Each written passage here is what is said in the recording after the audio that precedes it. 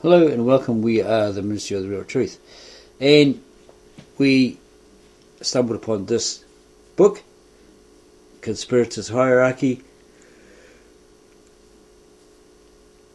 a story of the Committee of 300 by Dr. John Coleman.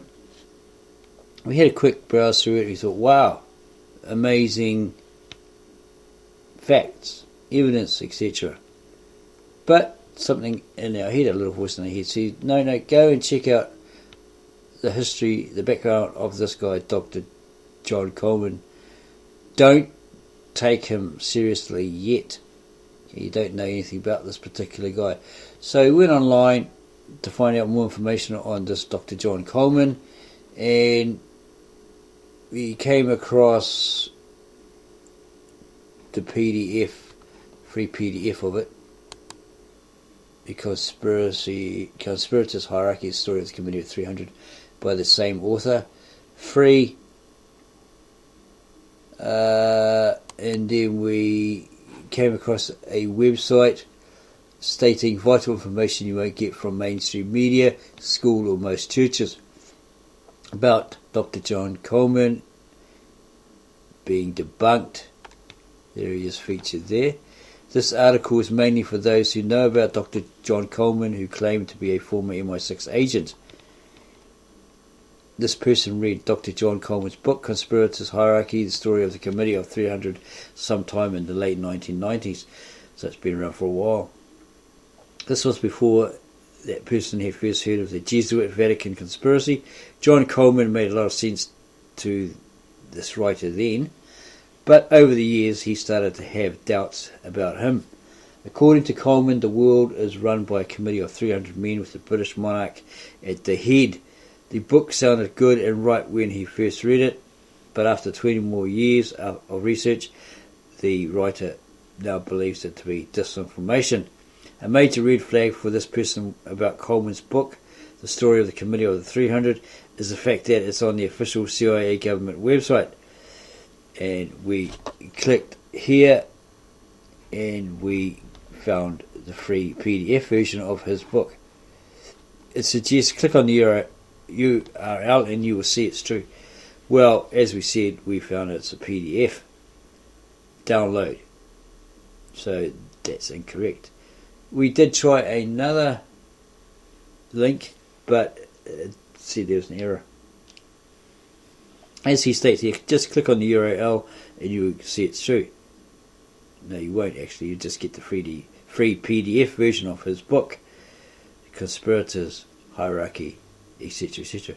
Why would an intelligence agency that is arguably working for the global elite, Jesuit General Vatican, post Coleman's work on its website if what Coleman is saying is true? Doesn't make sense. According to John Coleman, the Committee of 300 is the ultimate ruling body of the world, and the now deceased Queen Elizabeth II was the head of it. Well, we did read that her and the grandson of the Elephant Man, who was a doctor, etc., were the ones that orchestrated the Holocaust in World War II. Behind the scenes. It wasn't Hitler at all. Supposedly. This is what we came across. Someone else made that statement and we checked it out. We're not too sure if it's true. If this person was on medical supplements or some sort of medical formula. We're not too sure. We're not too sure where it was posted. It was actually genuine or somebody posing as that particular person and put that up and it was complete rubbish. But apparently former German Chancellor Merkel had the son or grandson of the Elephant Man executed in Germany. We're not too sure on that one either. Do the research on it yourself. This is just what we came across. Someone else saying. A supposed trusted person in our view. According to John Coleman, the Committee of 300 is the ultimate ruling body of the world, and the now deceased Queen Elizabeth II was head of it. The writer definitely did not think so. Dr. Coleman did not talk about the power of the Roman Catholic Church, nor the Vatican, nor the Jesuits. If you're not familiar with this person's worldview about the Roman Catholic Church and Jesuit, please read his article about it. We went there and it said there was an error. Moreover, John Coleman refuses to disclose much about his background. He refused to. There is no evidence he was a MI6 agent. Why does he use the title of doctor? He has a doctorate in what? He doesn't tell us. The name John Coleman may be a pseudonym. It's supposed to be pseudonym. According to this truthcontrol.com article, his name may really be John Clark. That's when we clicked on and it said it had an error. Because of this writer's doubts about John Coleman, he removed 2 articles from him. He posted in 2013 from this website, the story of the Committee of 300 article and what he said about Tavistock. He didn't want to be guilty of spreading disinformation. Can we trust anyone who claims to be a former intelligence agent? The writer used to think that former CIA agent Mark Phillips was legit. He rescued MK Ultra victim Kathy O'Brien, and she gave him the details on what she got up to as a MK Ultra victim slave. Well, did he? Some believe that Phillips was Kathy O'Brien's new handler. This writer had doubts about Phillips because he tried to debunk the testimonial of another MK Ultra victim, Bryce Taylor, aka Sue Ford, who wrote, "Thanks for the memories." This writer found her testimony very credible. Sue Ford, that sounds familiar. Does it make sense to trust the testimonial of a former intelligence agent? He may be mixing fact with fiction to intentionally sow disinformation because he is still on the agency's payroll. His motivation may be monetary. This writer seems to think the story of the Committee of 300 must have made a lot of money for Dr. Coleman, and the mark of a true whistleblower to this person is persecution. Did John Coleman experience anything like what Julian Assange or Assange or Edward Snowden went through? And he sure hasn't heard about it. Coleman is only famous among conspiracy researchers. He hasn't come close to the fame of Assange or Snowden. Often an insider with highly classified information gets taken out or neutralised by the people he used to work for. That's true. Apparently Art Bell was taken out. Others were thrown off cliffs and all this sort of stuff. Of course, all of the above are only this writer's opinions. You can decide for yourself. The critique of the Committee of 300 by Colonel Barry Turner makes a lot of sense to this writer. And there's a video there. You can watch it on YouTube. We can go to this website and watch it. Either. If after listening to what Barry Turner has to say and you don't agree with him or this writer, he suggests that you posted comments in the comment section and he'd reconsider. The Bible says we see through a glass darkly. Nobody's perfect, right? And he's the first to admit that about himself. Well, that's very honest. Okay, so he said here the Bible says we see through a glass darkly. So we're going to look at the original ancient, very old New Testament, the Galilean Aramaic New Testament, translated by Aramaic speaking translator Victor N. Alexander, native born Aramaic speaking translator from Bet Narain or Mesopotamia, Syria.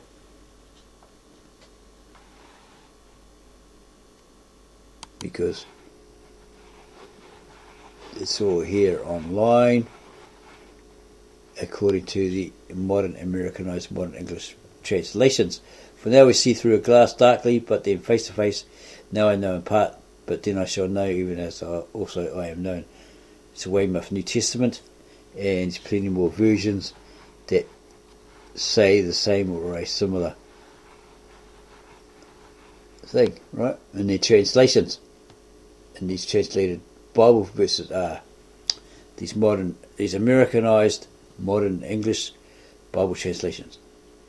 So we're going to look at the original, ancient Galilean Aramaic New Testament to see what that actually says, because it probably would be a vast difference. So we're looking at the suggested 1 Corinthians 13:12.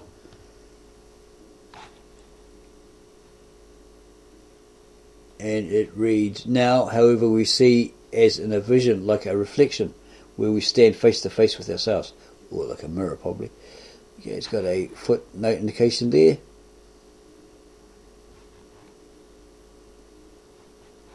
Okay, 11, 12. Where 1 Corinthians 13:12, literal expression, whereas our faces are before our faces. This is a literal Aramaic idiom or expression, whereas our faces are before our faces. So it's like looking into a mirror and seeing your reflection. We stand face to face with yourself. We know the small from the great, whereas now I know what you know. Okay, let's go back here. What's he going on about? Is this Paul? "If I speak in every human language and that of the angels, and yet I have no love in me, it is as though I were like a bronze that reverberates, or cymbals that make noise," clanging noises, right? "And if there is in me prophecy, and I know all the sermon and have all knowledge, and if there was in me all the faith, whereas I could move a mountain, and yet there was no love in me, I would be nothing." It would probably amount to nothing. It wouldn't be worth anything. "And if I fed everything to the poor, and if I delivered my body to be burned, and yet there was no love in me, I would again be nothing." Vanity, all is vanity. Could that be close to what wisdom, the wisest man of his time, stated? It's all vanity, it's all vanity. Work hard to gain things. You work hard for what? Gaining material things that you can't take with you when you die. They all become worthless. Like the film Conan, can't remember who the actor was, but he was the king, and his daughter was taken by the bad guy, and he gave everything he had, all his riches, all his gold, to get her back. She was worth more than all the precious jewels and all that he had. He says they lost their glitter, etc. over time. To him it was worthless, so he basically was giving it away to Conan and his two cohorts, hoping they'd get her back, to rescue her from the evil guy, Tulsa Doom, and bring her back safely. He said, "There's plenty more here. Take as much as you want." To him it was worthless. It lost its glitter and its shine. Love transforms the spirit and fulfills. Love is not bigoted. Love does not burden nor curry favour. And love does not set conditions and does not act selfishly. It does not find fault, etc., etc. When you were a boy, you spoke as a boy and you perceived as a boy and you thought as a boy. Then when you became a man, you set aside childish things. Now, however, we see as in a vision, like a reflection, where we stand face to face with ourselves. Now we know the small from the great, whereas now I know what you know. So that's Paul talking to somebody, I guess. These three things are what binds us together: faith, hope, and love, the greater of which is love. If there's no love in it, it's nothing. Right? It's not worth anything. If you don't have a love for it anymore, it's useless. Always was told, when you cook something, for it to be a great meal, you should put love into it. Okay. And that actually works. It tastes really great when someone does that. Yeah. It's just one of those things. Put love into your work, put love into what you create, what you cook, etc., etc. Okay, there's plenty more translations there. We can look at that particular verse. Okay, there's the free PDF. Okay, so let's have a quick look at this book by Dr. John Coleman. Here's the table of contents. It's forward. And he says in his career as a professional intelligence officer, he had many occasions to access highly classified documents, but during service as a political science officer in the field in Angola, West Africa, he had the opportunity to view a series of top-secret classified documents which were unusually explicit. What he saw filled him with anger and resentment and launched him on a course from which he could not have deviated, namely to uncover what power it is that controls and manages the British and United States governments. He was thoroughly familiar with all of the well-known secret societies, such as the Royal Institute for International Affairs, RIIA, the Council on Foreign Relations, CFR, the Bilderbergers, Trilaterals, Zionists, Freemasonry, Bolshevism, Rosicrucianism, and all of the spin-offs of these secret societies. As an intelligence officer, and even before that as a young student in the course of his studies at the British Museum in London, he had cut his eye teeth on all of them, plus a good number of others with whom he imagined Americans were familiar. But when he came to the United States in 1969, he found that names like the Order of St. John of Jerusalem, Club of Rome, the German Marshall Fund, the Cini Foundation, the Round Table, the Fabianists, the Venetian Black Nobility, the Mont Pelerin Society, Hellfire Clubs, and many others were either totally unknown here, or else their true functions were at best but poorly understood, if at all. In 1969 to 70, he set about remedying the situation in a series of monographs and cassette tapes. Well, maybe you could get hold of those and listen to what he actually has to say. Much to his surprise, he soon found plenty of people willing to quote these names as if they had known of them all of their writing careers, but who were not in the least bit knowledgeable about the subjects, yet quite unwilling to state the source of their lately acquired information. He consoled himself with the thought that imitation is the sincerest form of flattery. He pursued his investigations, pressing on in the face of severe risks, attacks on himself and his wife, financial losses, continual harassment, threats and calumny, all part of a carefully crafted and orchestrated program to discredit him, run by government agents and informers embedded in the so-called Christian right-wing, the identity movement, is that the Christian identity movement, and right-wing patriotic groups. These agents operated and still operate under cover of strong and fearless outspoken opposition to Judaism, the main enemy, they would have us believe. These agent informers are led and controlled by a group of homosexuals who are well liked and well respected by political and religious conservatives all across the United States. The program of calumny, lies and hatred, disinformation about his work, even lately attributing it to, well, in his era, to other writers, continues unabated, but it has not had the desired effect. He decided to carry on with his task until he finally ripped off the mask of the entire secret upper-level parallel government that runs Britain and the US.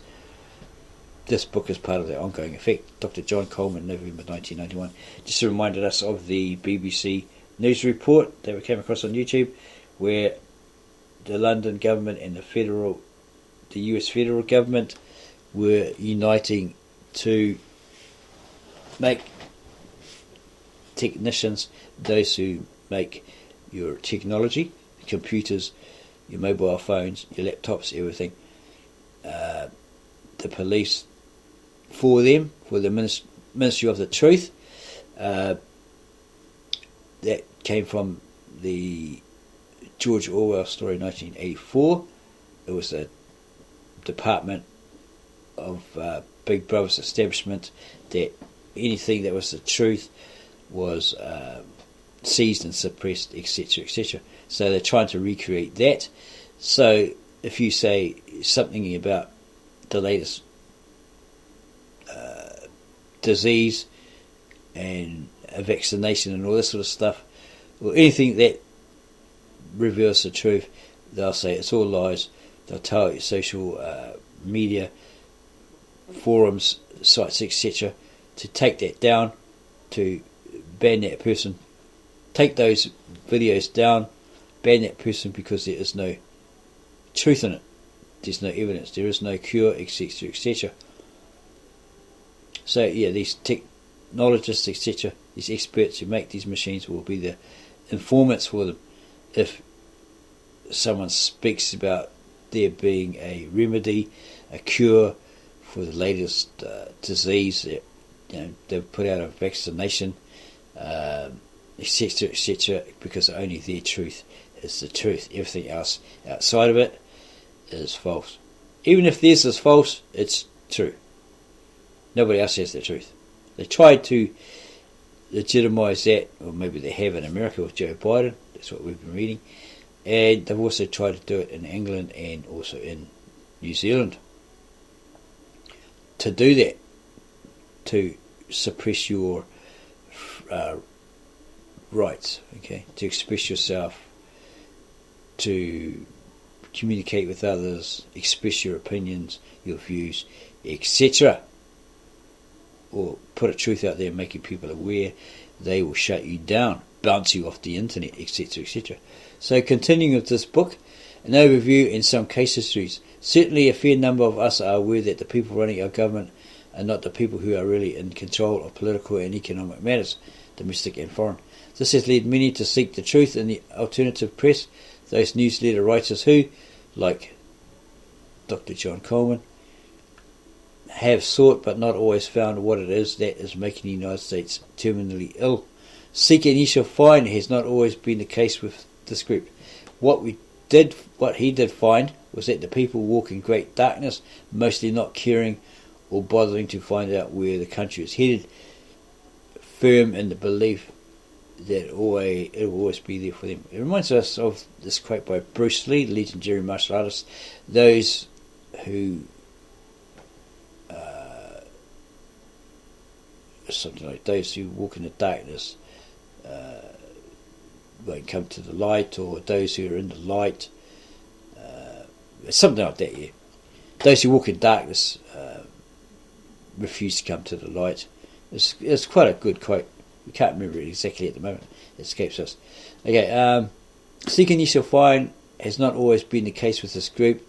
What we did find was that the people walk in great darkness, mostly not caring or bothering to find out where the country is headed, firm in the belief that it will always be there for them. I think that Bruce Lee quote was like, those who walk in darkness refuse to come to the light, will never come to the light, something along those lines.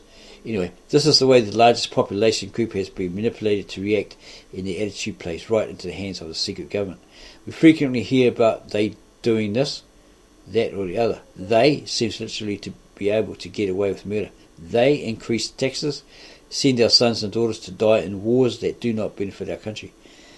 They seem above our reach, out of sight, frustratingly nebulous when it comes to taking action against them.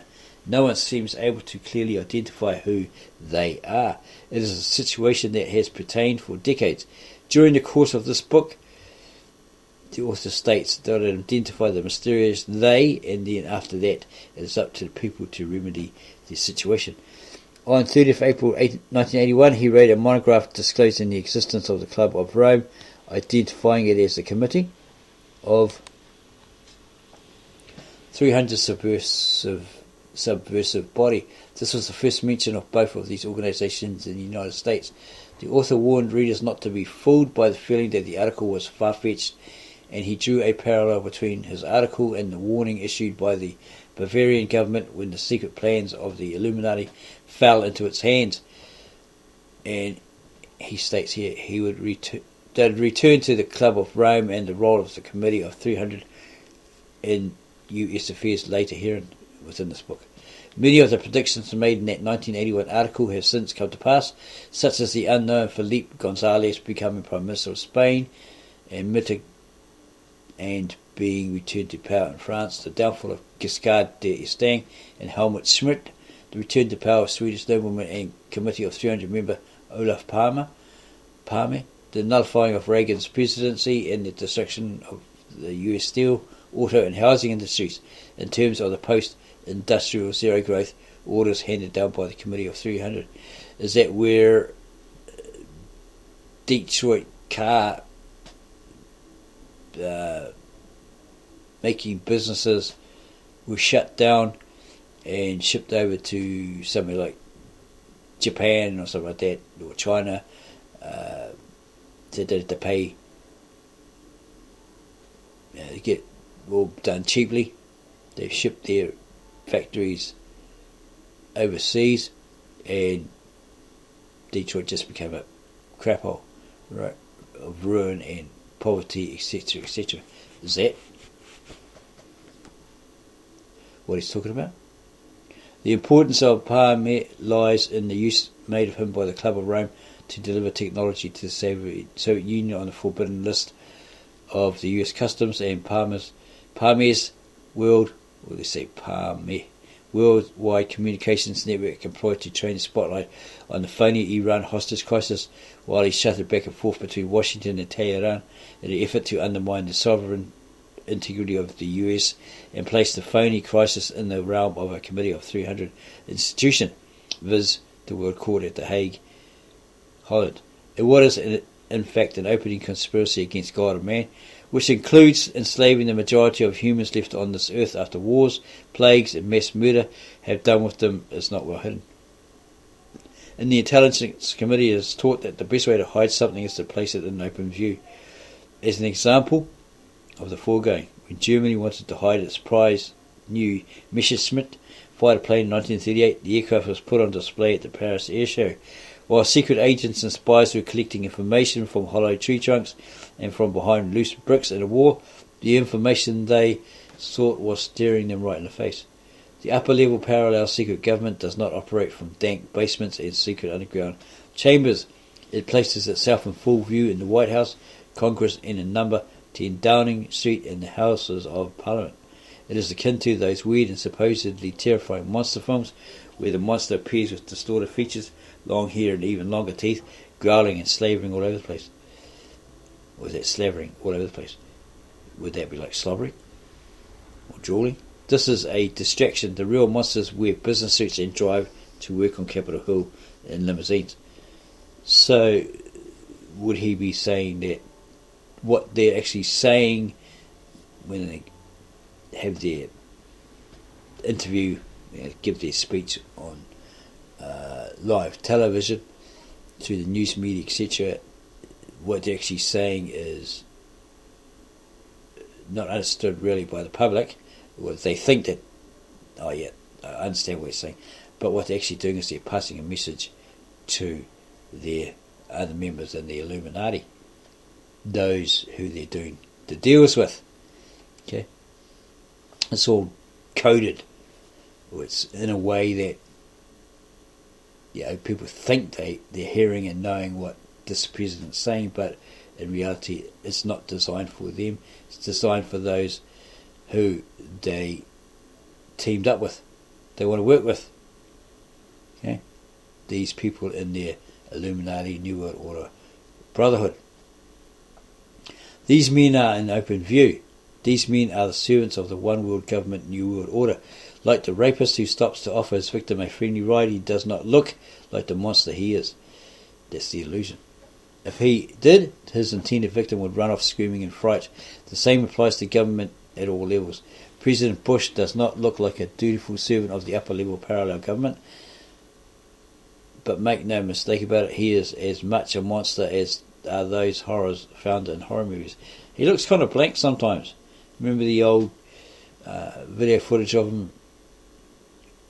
Like blank. It's like he's lost. At that moment, he's lost. He's like all over the place. Like he's totally blank. Stop for a moment and consider how President Bush ordered a brutal slaying of 150,000 Iraqi troops in a convoy of military vehicles carrying white flags on their way back to Iraq under Geneva Convention rules of agreed disengagement and withdrawal. Imagine the horror of the Iraqi troops when, in spite of waving their white flags, they were mowed down by American aircraft. In another part of the front, 12,000 Iraqi soldiers were buried alive in trenches they occupied. Is that not monstrous in the truest sense of the word? From where did President Bush get his orders to act in this monstrous fashion? He got them from the Royal Institute for International Affairs, RIIA, who received its mandate from the Committee of 300, also known as the Olympians. As we shall see further on in this book, apparently, even the Olympians do not hide their faces. Oftentimes they put on a show which could be likened to the Paris Air Show, even as conspiracy buffs spend their time in fruitless searching in the wrong places and in the wrong direction. Note how the Queen, Elizabeth II, performs the ceremonial opening of the British Parliament. There, in full view, is the head of the Committee of 300. Have you ever witnessed the swearing-in ceremony of a United States President? There, in full view, is another member of the Committee of 300. The problem is only one of perception. You look carefully, they do the handshake, they're making a deal, but one puts his thumb on top of the other, the person's hand, to show they are the dominant one. They are the dominator, they are in control, okay, of that situation. They are the power. The better informed of our citizens are aware that there is a conspiracy, and that the conspiracy goes under various names such as the Illuminati, Freemasonry and Round Table, the Milner Group. To them, the CFR and the Trilaterals represents most of what they do not like in regard to domestic and foreign policy. Some even know that the Round Table has a big input into United States affairs through the British ambassador in Washington. The problem is that real hard information on the treasonous activities of members of the invisible government is very hard to come by. The author quotes a profound statement made by the prophet Hosea, which is found in the Christian Bible. My people perish for lack of knowledge. Some may already have heard the author's expose of the foreign aid scandal, in which work he named several conspiratorial organizations, whose number is legion. The final objective is the overthrow of the US Constitution and the merging of this country, chosen by God as his country, with a godless one, new world order government, which will return the world to conditions far worse than existed in the Dark Ages. The author suggests let us talk about actual case histories. The attempt to communise the industrialised Italy. The Committee of 300 long ago decreed that there shall be a smaller, much smaller, and better world. That is, their idea of what constitutes a better world. The myriads of useless eaters consuming scarce natural resources were to be culled. Industrial progress supports population growth. Therefore, the command to multiply and subdue the earth found in Genesis had to be subverted. This called for an attack upon Christianity, the slow but sure disintegration of industrial nation-states, the destruction of hundreds of millions of people, referred to by the Committee of 300 as surplus population, and the removal of any leader who dared to stand in the way of the Committee's global planning to reach the foregoing objectives. Two of the Committee's earliest targets were Italy and Pakistan. The late Aldo Moro, Prime Minister of Italy, was one leader who opposed zero growth and population reductions planned for his country, thereby incurring the wrath of the Club of Rome, commissioned by the Olympians to carry out its policies in this regard. In a Rome courtroom on November 10th, 1982, a close friend of Moro's testified that the former Prime Minister was threatened by an agent of the Royal Institute for International Affairs, RIIA, who is also a Committee of 300 member, but while he was still the US Secretary of State. The meteoric rise of the man the witness named as Kissinger will be dealt later with in the book, this particular book. It will be recalled that Prime Minister Moro was kidnapped by the Red Brigades in 1978 and subsequently brutally shot to death. It was at the trial of members of the Red Brigades that several of them testified to the fact that they knew of high-level US involvement in the plot to kill Moro. When threatening Moro, Kissinger was obviously not carrying out US foreign policy, but rather acting according to instructions received from the Club of Rome, the foreign policy arm of the Committee of 300. The witness who delivered the bombshell in open court was a close associate of Moro's, Gerardo Guerzoni. His explosive testimony was broadcast over Italian television and radio on November 10th, 1982, and printed in several Italian newspapers, yet this vital information was suppressed in the US. Those famous bastions of freedom with a compelling right to know, the Washington Post and the New York Times, did not think it important to even print a single line of Guerzoni's testimony. They suppressed it, obviously. Nor was the news carried by any one of the wire services or television station. And he continues.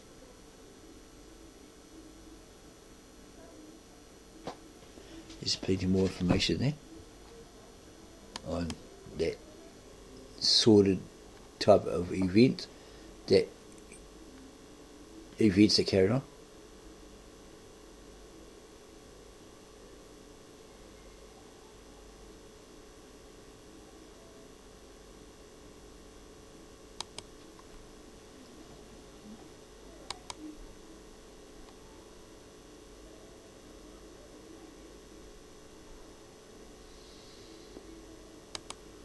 More about the Club of Rome, 300.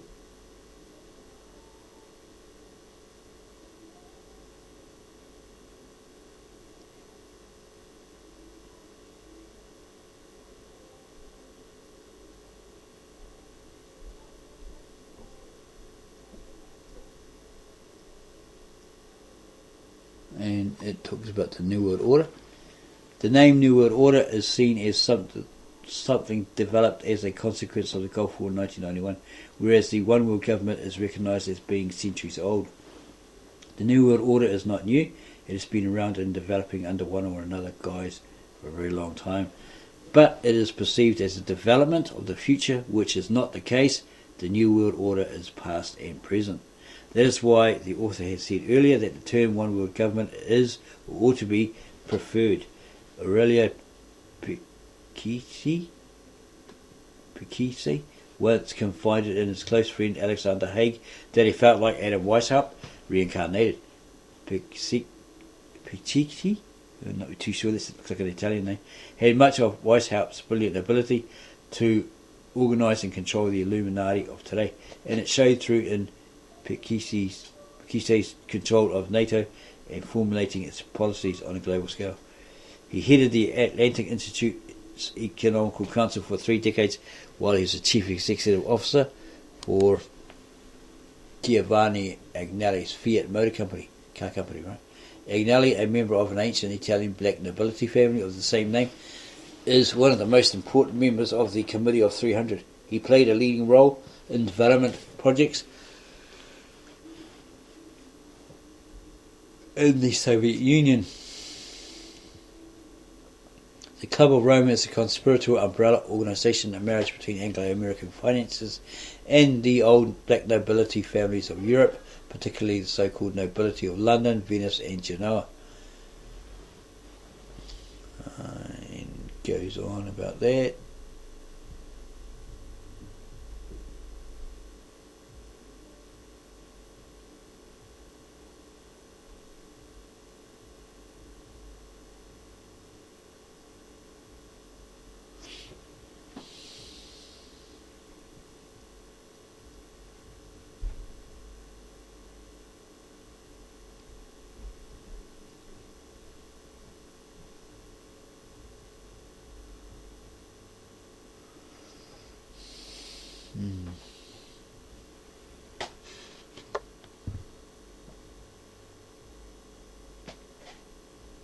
He goes into and on about NASA and how they're dirty.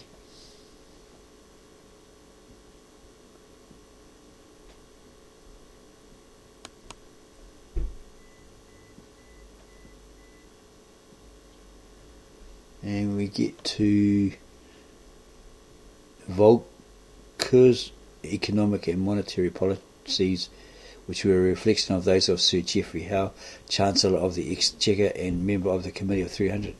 This serves to illustrate how Britain has controlled the United States, beginning from soon after the War of 1812, and continues to exercise control over this country through the policies of the Committee of 300. That's interesting, because the British Empire ruled America until the people rose up and had a revolution, and supposedly the taxes go to the Bank of England. They're still under the control of England, the Queen, the Empire, right? Supposedly they were still under control of them, even though the English lost the war because the Americans had a revolution and they had the help of the French, etc., and overcame them, and they kicked them out, or they left with their tail between their legs. They were still chained to them and paying money to the Bank of England, apparently. What are the goals of the secret elite group, the inheritors of Illuminism, Maria conquering wind, the cult of Dionysus, the cult of Isis, Catharism, Bogomilism. This elite group that also calls itself the Olympians, they truly believe they are equal in power and stature to the legendary gods of Olympus, of Greece, who have, like Lucifer their god, set themselves above our true God, absolutely believe that they have been charged with implementing the following by divine right. 1. A one world government, new world order with a unified church and monetary system under their direction. Not many people are aware that the one world government began setting up its church in the 1920s, 1930s, for they realised the need for a religious belief inherent in mankind to have an outlet, and therefore set up a church body to channel that belief in the direction they desired. Now, where was that? Because in the 20s and 30s, a certain people, and this is found in the Book of Revelations, the translation of the Book of Revelations by Aramaic translator Victor Alexander, and how these people went into Germany and they had pornography, homosexuality, into bestiality, anything wicked and unrighteous. They were there promoting it, and also high inflation, loans, which is never paid back. Payback was like 88% payback, etc., etc., according to Rabbi Reuven. There's a video on YouTube. He talks about that. It's called A Warning to the Jews. Okay, he's a rabbi, a Jewish rabbi, who's revealing all about what these people did when they went into Germany, Berlin, Germany, prior to World War II, the 30s, when Hitler became Chancellor of Germany. Then he becomes the Führer, right? And he saw what was going down. Apparently, so he says enough's enough, and change things, right, for the better of his people, his German people.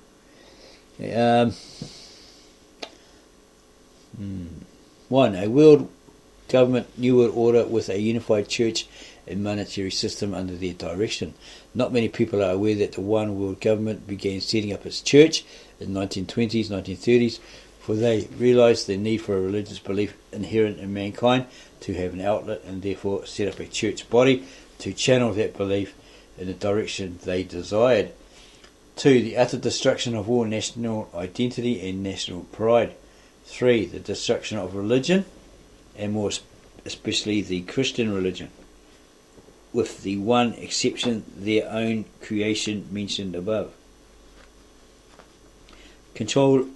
Control of each and every person through means of mind control, and what Brzezinski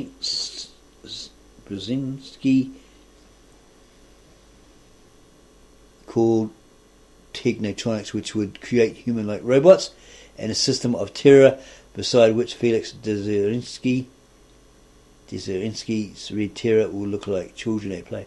So here is something related to AI, human-like robots, which could cause a system of terror. An end to all industrialization and the production of nuclear-generated electric power in what they call the post-industrial zero-growth society. Exempted are the computer and service industries. United States industries that remain will be exported to countries such as Mexico, where abundant slave labour is available.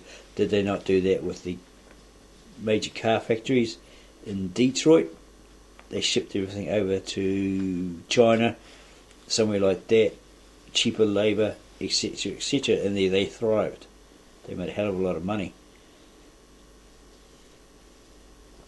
but left Detroit major car industry, state in shambles, poverty, etc. Didn't they do that? So they exported everything to countries such as Mexico, where abundant slave labour is available. Unemployables in the wake of industrial destruction will either become opium, heroin or cocaine addicts.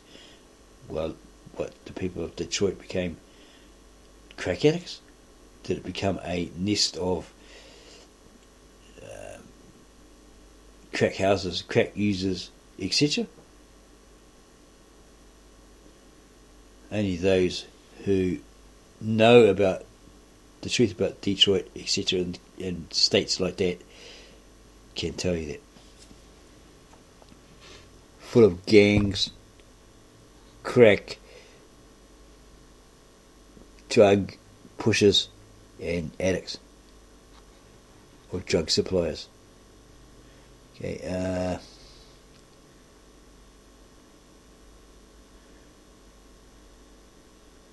legalization of drugs and pornography. Okay, so everyone will have access to drugs, okay, that they can use, get addicted to. Start off as habit and get addicted to it. Okay. The population of large cities, according to the trial run carried out by the Pol Pot regime in Cambodia.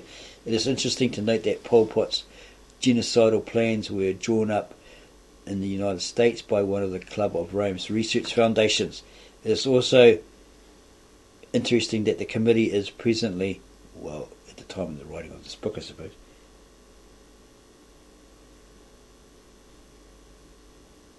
seeking to reinstate the Pol Pot butchers in Cambodia. Well, it could be disastrous. Have they done that? 8. Suppression of all scientific development except for those deemed beneficial by the committee, especially targeted as nuclear energy for peaceful purposes. Particularly hated are the fusion experiments presently being scorned and ridiculed by the committee and its jackals of the press. Development of the fusion torch would blow the committee's conception of limited natural resources right out of the window. A fusion torch properly used could create unlimited, untapped natural resources from the most ordinary substances. Fusion torch uses are legion and would benefit mankind in a manner which is as yet not even remotely comprehended by the public.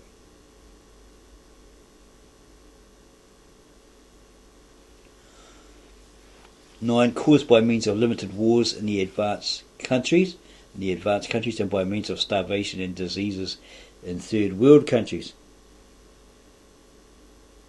Death of 3 billion people by the year 2000, people they call useless eaters. The Committee of 300 commissioned Cyrus Vance to write a paper on the subject of how best to bring about such genocide.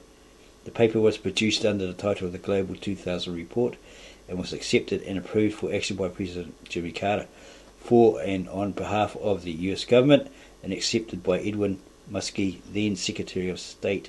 Under the terms of the Global 2000 Report, the population of the United States is to be reduced by 100 million by the year 2050. There's many conspiracy theories that say that's Bill Gates's plan.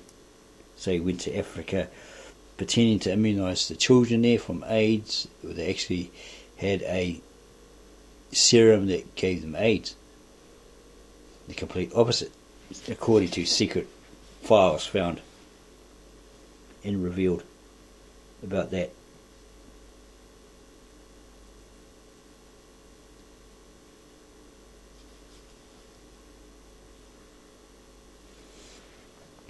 And there's more.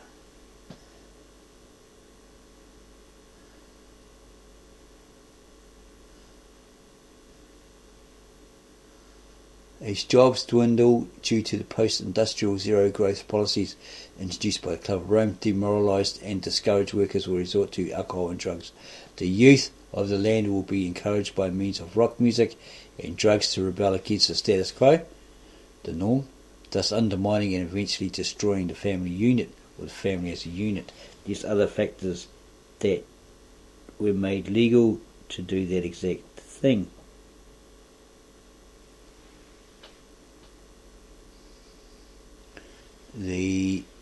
A certain manifesto which was presented in New Zealand, and they gave these people the right to do certain things, and the whole idea was pushed by certain people who had this manifesto to destroy the families as a unit, i.e. the welfare.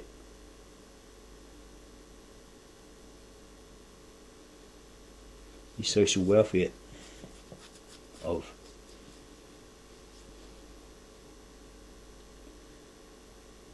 New Zealand and possibly Australia. Because we asked a person who was working as a social welfare, don't you base your policies on or around Karl Marx or Engels' Communist Manifesto? And they said, yeah. We thought they were humouring us at first, but apparently they were very serious.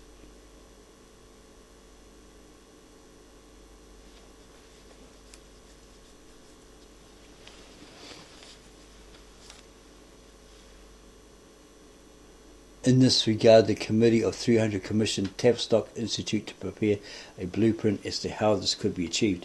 Tavistock directed Stanford Research to undertake the work under the direction of Professor Willis Harmon. This work later became known as the Aquarian Conspiracy. 11. To keep people everywhere from deciding their own destinies by means of one created crisis after another, and then managing such crises. This will confuse and demoralise the population to the extent we're faced with too many choices. Apathy on a massive scale will result. In the case of the United States, as an agency for crisis management was already in place. It is called the Federal Emergency Management Agency, FEMA, whose existence this author, Dr. John Coleman, first disclosed in 1980. And there will be more on FEMA within this book as we proceed. 12. To introduce new cults and continue to boost those already functioning, which includes rock music, gangsters such as the filthy degenerate Mick Jagger's Rolling Stones, against the group much favoured by European black nobility, and all of the Tavistock creative rock groups which began with the Beatles. 13. To continue to build up the cult of Christian fundamentalism begun by the British East Indian Company's servant. This were the ones who joined with the Dutch, etc., and pushed the slave trade. British East Indian Tea Company, possibly. Their servant Derby, which will be misused to strengthen the Zionist state of Israel through identity with the Jews through the myth of God's chosen people, and by donating very substantial amounts of money to what they mistakenly believe is a religious cause in the furtherance of Christianity. So people like John Hagee, etc., that say God says you must love Israel, and if you love Israel you must give lots of money, right? Send us your money so we can help Israel, all that sort of stuff, because they're probably part of that same group, right? Being phonies, part of that New World Order, or that Illuminati, or that Brotherhood. 14. To press for the spread of religious cults such as the Muslim Brotherhood, Muslim fundamentalism, the Sikhs, and to carry out experiments of the Jim Jones and Son of Sam type of murders. It is worth noting that the late Ayatollah Khomeini was the creation of British military intelligence Division 6, commonly known as MI6, as the author reported his 1985 work, What Really Happened in Iran. 15. To export religious liberation ideas around the world so as to undermine all existing religions, but more especially the Christian religion. This began with Jesuit liberation theology, which brought about the downfall of the Somoza family rule in Nicaragua, and which is today, or was then, destroying El Salvador. now 25 years into a civil war, Costa Rica and Honduras, one very active entity engaged in a so-called liberation theology as a communist-oriented Mary Noel mission. This accounts for the extensive media attention to the murder of 4 of Mary Noel's so-called nuns in El Salvador prior to this being published, I suppose. The 4 nuns were communist subversive agents and their activities were widely documented by the government of El Salvador. The United States press and news media refused to give any space or coverage to the massive documentation and position of the Salvadorian government. Documentation which proved what the Mary Noel mission nuns were doing in the country. Mary Noel is in service in many countries and she was in service in many countries and played a leading role in bringing communism to Rhodesia, Mozambique, Angola and South Africa, to cause a total collapse of the world's economies and engender total political chaos. That's number 16. 17. To take control of all foreign and domestic policies of the United States. Shut down the Constitution, which states, I will protect my country from all foreign and domestic enemies. That's one of their policies. 18. To give the fullest support, etc., to supranational institutions such as the IMF, BIS, etc. Penetrate and subvert all governments and work from within them to destroy the sovereign integrity of nations represented by them. Organise a worldwide terrorist apparatus and negotiate with terrorists whenever terrorist activities take place, and so forth. Take control of education in America with the intent and purpose of utterly and completely destroying it. And he goes on and on and on with his so-called evidence of these things happening.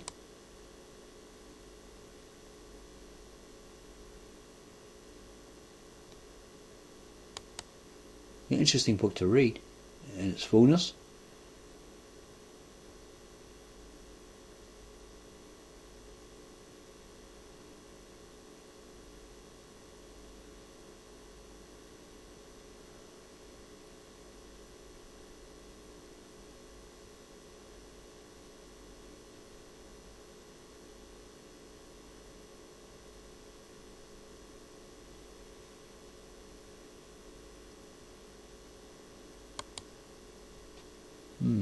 Very interesting. Whether it's true or not, you'd have to do the research and prove it established facts, the evidence proving itself to be evident, and so forth. Because, as we stated earlier, there is a website where it said he was debunked. Okay, Colonel Barry Turner, Committee of 300, debunked him as well, gave it a critique and debunked him, so forth. Okay, we might leave that there. If you liked this video, please subscribe to our channel, give us a like, add your comments below this particular video, and we'll get back to you on this as soon as we can, and then go share this possible evil, unrighteous, wicked committee and their plans, what they've already done, past and present, to all family, friends and others, so they're aware of what could possibly have been going down and what is going down because of them today.